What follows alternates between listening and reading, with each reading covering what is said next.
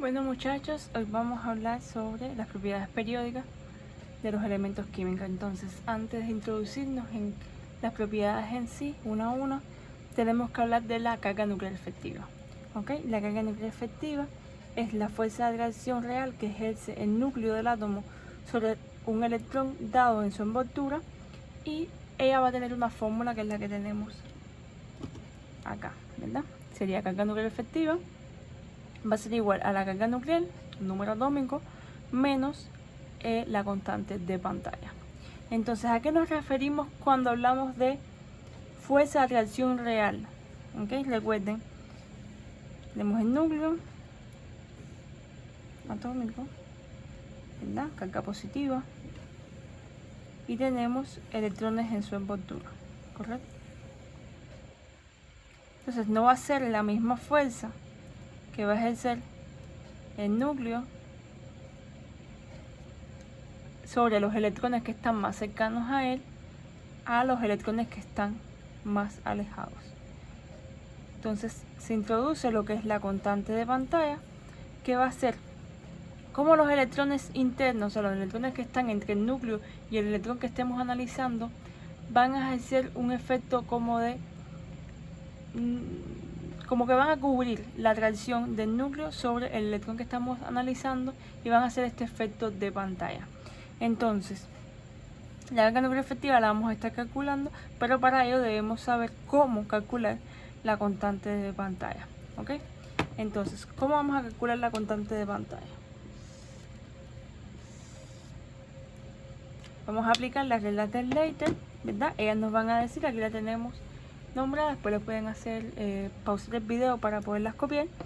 Y dice que los electrones de cualquier grupo que esté a la derecha de los niveles NS o NP no contribuyen al efecto de pantalla. ¿Qué se habla de esto? Si estamos analizando electrones que están en el medio, o sea, estemos analizando ese electrón, por ejemplo, los electrones que están por encima no van a influir en la pantalla porque no van a pantallarlo, ya que están más alejados del núcleo. La 2 dice, cada uno de los electrones en el mismo grupo NS, NP ejerce un efecto de pantalla sobre el electrón de 0,35, es decir, los electrones que están en el mismo nivel o en el mismo grupo de Slater van a apantallar un 0,35 por cada electrón. ¿Okay? La tercera regla dice, cada uno de los electrones de la capa anterior, N-1, o sea el nivel anterior, el grupo anterior de Slater, ejerce un efecto de pantalla sobre el electrón considerado con un valor de 0,85. ¿Ok? Entonces, los que están en el mismo nivel que el electrón que estamos analizando, 0,35, los que están justo delante, 0,85. Todos los electrones de la capa interna, o sea, N-2, o sea, los que están en nivel anterior, no, del anterior en adelante, todos los demás van a contribuir uno cada uno. ¿Ok? Y para calcular el efecto de pantalla en electrones que estén en orbitales D, ¿verdad? Vamos a tener que ver que todos los que están inmediatamente anteriores van a multiplicarse por 1. Entonces sería como unificar la regla 3 y la regla 4. ¿Ok? Entonces, grupos de Slater, ¿cómo lo dividimos? Aquí debemos tener una cosa muy importante en cuenta, que es que cuando vamos a hablar de grupos de Slater no podemos guiarnos por el principio de construcción al que estamos adaptados y que vimos en la clase anterior a la hora de hacer las fusiones electrónicas. Aquí tenemos que verlo por niveles, o sea, por el número cuántico principal. Es como se van a dividir los grupos de Slater. Entonces quedarían los grupos de Slater de la siguiente forma.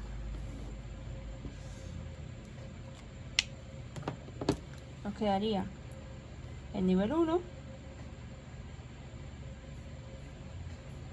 el nivel 2, el nivel 3. Si ven, vamos a separar el D, ¿ok? Nivel 4,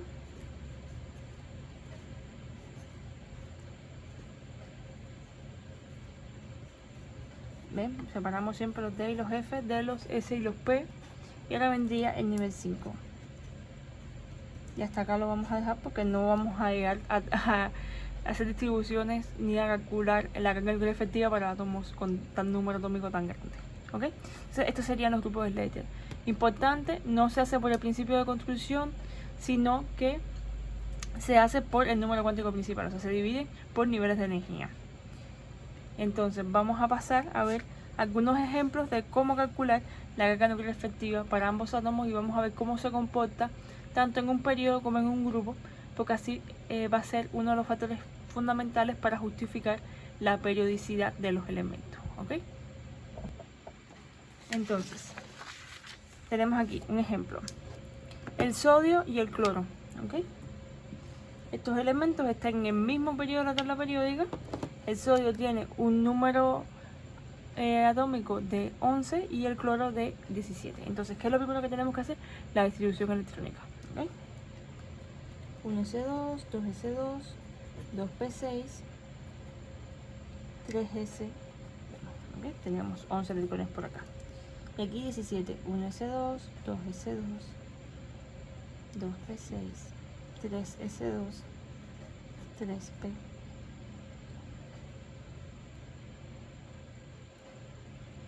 5, ¿ok? Entonces tenemos 17 y aquí tenemos 11. Estábamos en el mismo periodo 3, ¿ok?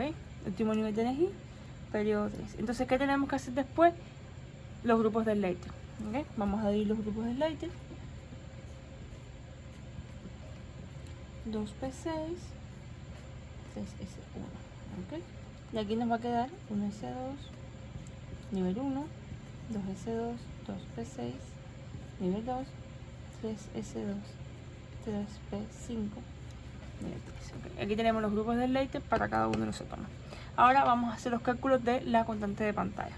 Nos va a quedar, para el caso del sodio, como en el nivel del Leiter estamos calculando aquí, o sea, estamos calculando la constante de pantalla para el electrón diferenciante. Entonces aquí, como no hay ningún electrón por encima, no vamos a multiplicar nada por 0 por ahora, pero no tenemos otro electrón en el mismo nivel, por tanto multiplicaríamos 0 por 0.35, porque no tenemos otro electrón que acompañe al electrón diferenciante, y él no se puede apantallar a sí mismo, por tanto no se cuenta. Más los que están inmediatamente anterior, o sea, el nivel n-1, nos quedarían 8 electrones, ¿verdad? 2 más 6, 8 electrones, y lo vamos a multiplicar por 0.85, más 2 electrones que son los que están más internos, y eso los vamos a multiplicar por 1.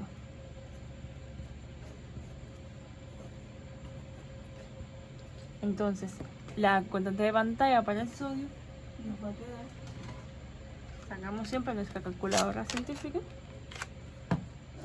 tenemos 0.85 por 8 más 2, ¿ok? Nos va a dar igual a 8.8. Esa es la constante de pantalla para el sodio. Ahora vamos a calcular la constante de pantalla para el cloro, ¿ok? Nos va a quedar constante de pantalla para el cloro. Los elementos que están junto con el electrón diferenciante, tenemos que restarle 1, que es 7, restamos 1, que sería el diferenciante, y nos quedaría 6. Tendríamos 6 electrones por 0.35 más 8, que son los que están inmediatamente anterior, 8 por 0.85, perdón, más 2 por 1. ¿Okay? Entonces nos va a quedar, calculamos la constante de pantalla, quedaría 6 por 0.35 más 8 por 0.85 más 2. Nos va a quedar 10,9. ¿Ok? Entonces ahora nos faltaría calcular la carga nuclear efectiva. Entonces en este caso sería la carga nuclear efectiva igual a 11, que es el número atómico, menos 8,8. ¿Ok? Y aquí nos quedaría 17 menos 10,9. Aquí nos va a quedar 2.2 y aquí nos va a quedar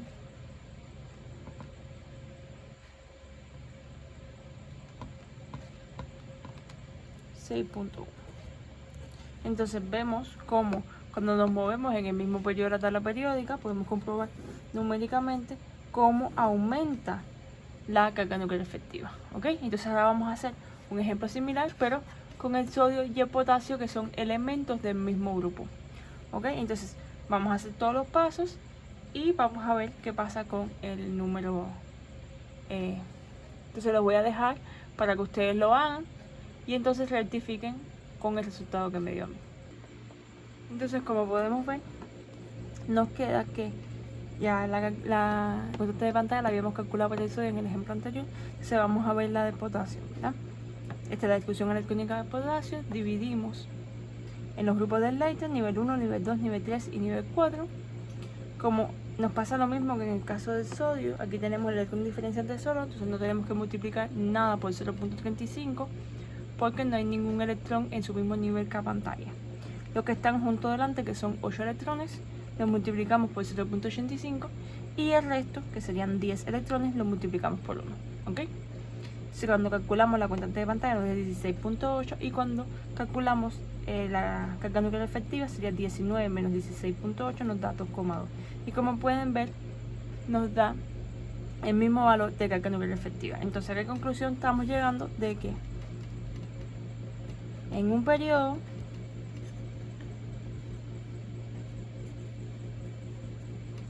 con el aumento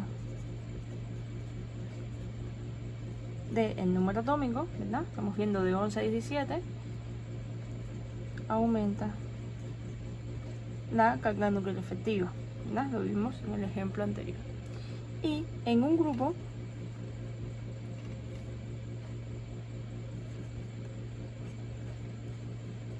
con el aumento del número atómico, la carga nuclear efectiva permanece prácticamente constante.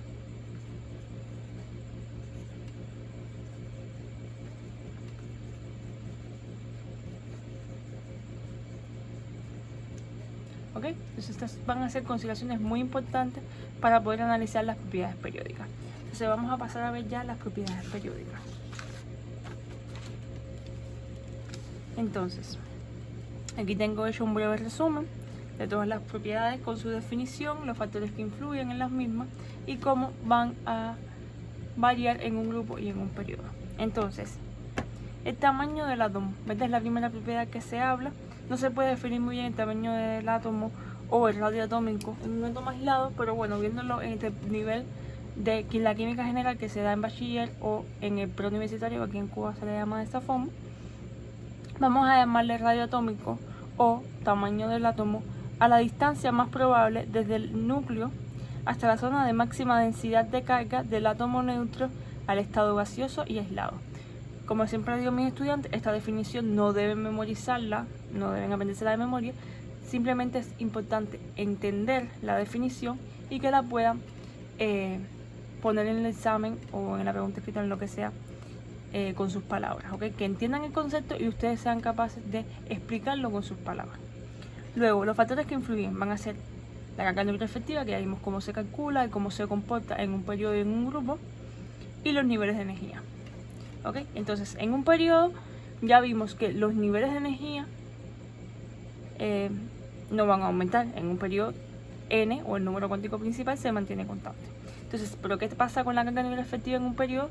A medida que aumenta el número atómico, o sea, a medida que nos movemos hacia la derecha en el periodo, aumenta la carga nuclear efectiva. Es decir, esa fuerza de atracción real del núcleo sobre los electrones es más fuerte. Por tanto, esperamos que el átomo sea cada vez más pequeño, por tanto que el radio atómico disminuya en un periodo a medida que aumenta el número atómico. Entonces, esa sería la explicación y la variación que tiene. Entonces, en un periodo disminuye el radio atómico a medida que aumenta el número atómico, ya que la carga nuclear efectiva aumenta y los niveles de energía permanecen constantes. Esa sería la explicación. Y en un grupo, la carga nuclear efectiva, como ya vimos, permanece constante, prácticamente constante, pero están aumentando los niveles de energía. O sea, la fuerza de atracción del núcleo sobre los electrones es prácticamente la misma, pero tengo más niveles de energía, más niveles ocupados. Por tanto, se espera que el tamaño del átomo aumente. ¿Ok? Entonces, más o menos por esta línea de pensamiento vamos a ir viendo todas las demás propiedades. Disculpen que no. Entonces, vamos a ver. La energía de ionización. ¿Ok? La energía de ionización es la energía mínima necesaria para separar el electrón menos fuertemente atraído de un átomo gaseoso y aislado. Como les digo, siempre con sus palabras, ¿ok? Entonces, ¿qué energía mínima necesito para separar el electrón menos fuertemente atraído?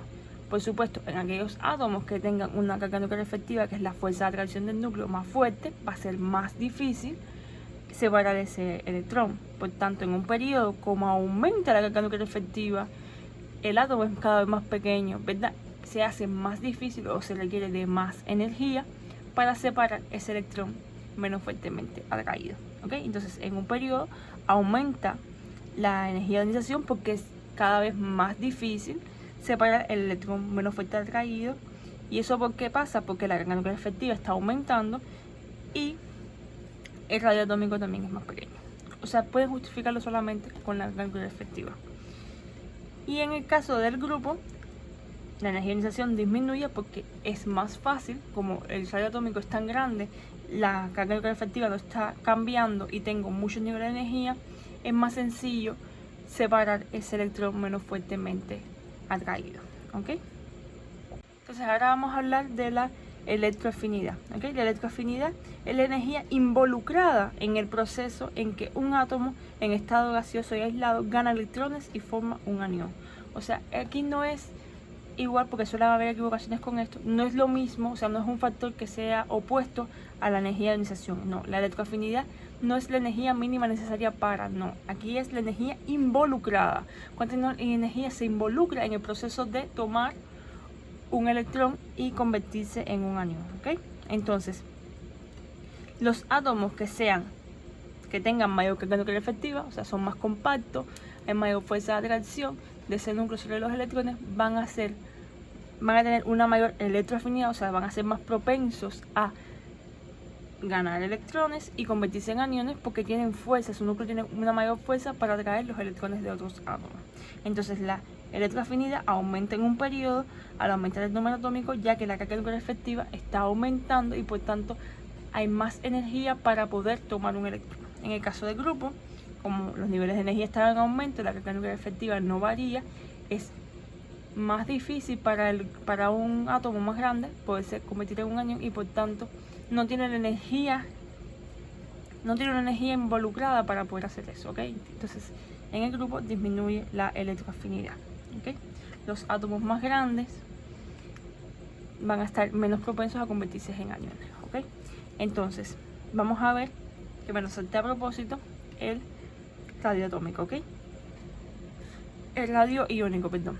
Los radioiónicos se va a comportar igual que el radio atómico, o sea, en un periodo va a disminuir por los mismos factores, carga nuclear efectiva, niveles de energía, y en un grupo va a aumentar. Ahora, ¿cuál es la diferencia? Que pueden ponernos a comparar radioiónico, ya sea de aniones, el átomo neutro y el átomo y el catión, el átomo cargado positivamente. Entonces debemos saber que los aniones, al tener mayor cantidad de electrones en su envoltura, son más grandes, ya que estoy involucrando más electrones, por tanto el efecto de pantalla va a aumentar y la carga nuclear efectiva va a disminuir. Entonces los aniones, en comparación con su átomo neutro, son más grandes, ¿verdad?, que los átomos neutros, y a su vez estos átomos neutros son más grandes que los cationes, ya que en el caso del catión, al tener menos electrones, el efecto de pantalla es más pequeño y por tanto la carga nuclear efectiva es más grande y el átomo tiende a ser más compacto. Entonces los aniones son más grandes que su átomo neutro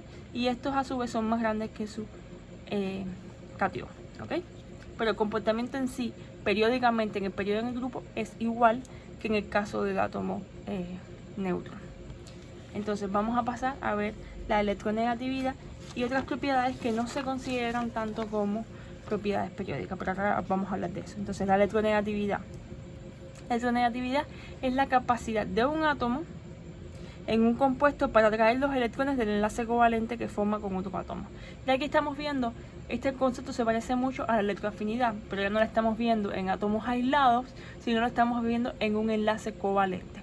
Recuerden que el enlace covalente es cuando se comparten electrones, o sea, cada átomo da un electrón, lo comparten y forman un enlace covalente. Entonces, en ese enlace covalente, siempre que sean dos átomos distintos los que están compartiendo los electrones, siempre va a haber uno que va a tender a atraer los electrones más hacia su lado o hacia el otro. Y esto va a ser debido a esa carga nuclear efectiva. La carga nuclear efectiva siempre va a ser la fuerza del núcleo para atraer los electrones. Entonces, si un átomo, vamos a poner un ejemplo, el oxígeno, que es un átomo pequeño, porque estamos en el periodo, o sea, si estamos en la tabla, se mueve, está más a la derecha, está en el grupo 6, o sea, 6A de la tabla periódica, el grupo 16 de la tabla periódica, va a ser un átomo pequeño, por tanto tiene una carga nuclear efectiva muy grande, y si lo ponemos en un enlace con el, no sé, podemos ponerlo en un enlace con el nitrógeno o con elemento que sea un poco más grande y tenga una menor carga nuclear efectiva, siempre los electrones van a estar atraídos más hacia él, ¿ok? Va a haber un desplazamiento de los electrones hacia él porque tiene una mayor fuerza para atraerlos, ¿ok? Entonces, en un periodo aumenta la electronegatividad porque aumenta la carga nuclear efectiva y por tanto los electrones se sienten a atraerse más hacia los átomos más pequeños. Y en el grupo pasa lo contrario, disminuye a medida que aumenta el número atómico porque hay más niveles de energía y por tanto hay menos fuerza de atracción del núcleo sobre los electrones, ¿ok? Entonces, vamos allá. Estas propiedades no se consideran propiedades periódicas, pero se estudian de forma periódica para hacer más sencillo el entendimiento y el estudio. Pero vamos a ver que hay excepciones. Entonces, vamos a ver carácter metálico. El carácter metálico va a estar caracterizado, o sea, los factores que van a estar involucrados aquí van a ser otras propiedades periódicas. O sea, vamos a ver que los compuestos que tienen mayor carácter metálico van a tener baja energía de ionización y baja electronegatividad. Entonces, en un grupo que vimos que estas características son bajas, va a aumentar el carácter metálico. Entonces, a medida que aumenta el número atómico en un grupo, aumenta el carácter metálico porque la electronegatividad y la energía de ionización son bajas, ¿ok? Y en un periodo disminuye el carácter metálico porque la electronegatividad y la energía de ionización son altas. Entonces, la otra propiedad es las propiedades reductoras, que están muy en relación con las propiedades metálicas. Recuerden, un buen reductor es aquel que se oxida, que se oxida es el que da sus electrones. Por tanto, aquellos elementos que tienen baja energía de ionización, baja electronegatividad y baja electroafinidad van a ser los que estén más propensos a ser oxidados y por tanto a ser reductores. Entonces, los buenos reductores van a tener bajas todas estas propiedades y van a ser mejores en el grupo. Los grupos aumenta el carácter reductor y en un periodo disminuye el carácter reductor. Vemos aquí que se los puse en otro color, que hay una excepción, que el litio es el mejor reductor del grupo 1, ¿ok? Eso es una característica especial que tiene el litio y hay que sabérselo como excepción. Entonces, las propiedades oxidantes, electronegatividad alta, ¿verdad? Vemos que las propiedades oxidantes son lo opuesto a las propiedades reductoras, entonces la electronegatividad debe ser alta, la energía de ionización debe ser alta y la electroafinidad debe ser alta. Por tanto, aumentan en el periodo y disminuyen en el grupo. Y luego tenemos las propiedades básicas y ácidas que van a estar muy en relación con lo que vimos anteriormente, las propiedades oxidantes y las propiedades reductoras. Entonces, les dejo el resumen por acá, le pueden dar pausa al video, irlo copiando y nos vemos en próximos videos donde veremos más a fondo todo lo que tiene que ver con la química general. Bueno, suscríbanse, denle like al video para seguir apoyando el canal y nos vemos. Chao.